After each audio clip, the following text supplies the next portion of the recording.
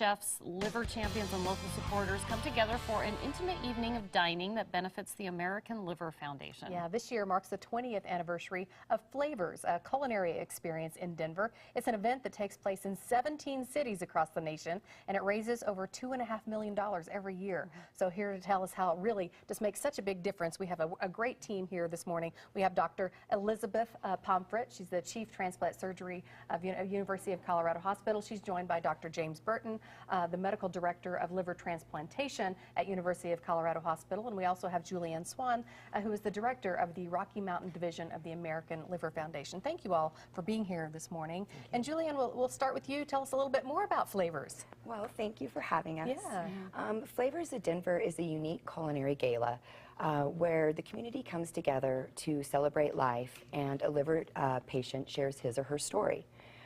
It's the American Liver Foundation's signature fundraising event, and chefs from around Colorado, renowned chefs such as Yaya's, Del Frisco's, Epicurean Catering, come together to eradicate liver disease by cooking up a storm tableside for guests of 10. Oh, wow. So the funds raised during this event go towards our education programs, our support services, and research. And as you said, this is our 20th anniversary of Flavors of Denver this year. It's presented by Toyota. And our liver champion this year that we are going to recognize is Melinda Ray from Centennial. And she's going to actually share her story of living donor transplantation. Yeah, let's take it to Dr. Pomfret and Dr. Burton. Tell us a little bit about Melinda Ray's liver disease and her story. Well, Melinda was a patient of mine, and still is, but she has a genetic condition called polycystic liver disease. This is a condition where cysts, fluid-filled sacs, fill up in the liver.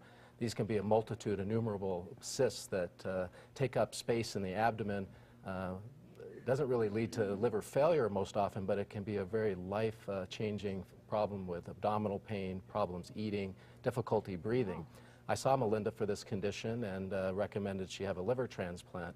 Currently, organs are allocated based on liver failure conditions, which she doesn't have. This is more of a quality of life thing, and I recommended she consider living donor liver transplant, where part of a normal liver is taken out of a donor, a healthy donor, and her entire liver is removed, and that donor liver is given to her.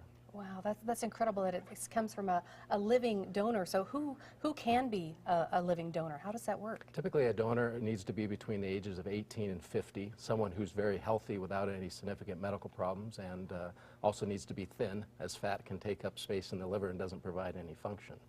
So who saved her life? Well, it was her. She went through many donors who came through evaluation, and eventually someone saw this on Facebook, someone who really didn't know her but was a friend of a friend of a friend. Are we looking at their picture right now? So you don't have to be related. It doesn't have to be, you know, a perfect match. No, and in this case, Jeff Bramstead was her donor, and he's a former Navy SEAL, and his wife had told him about Melinda because she was friendly with Melinda's sister. So. Oh, that's incredible. What a beautiful story. So tell us, if you wouldn't mind talking a little bit about the risks maybe to donors. I'm sure people have those questions, and maybe who pays for the surgery, things like that.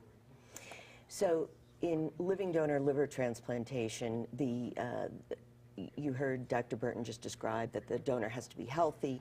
We're taking a portion of that donor's liver depending on the size of the recipient.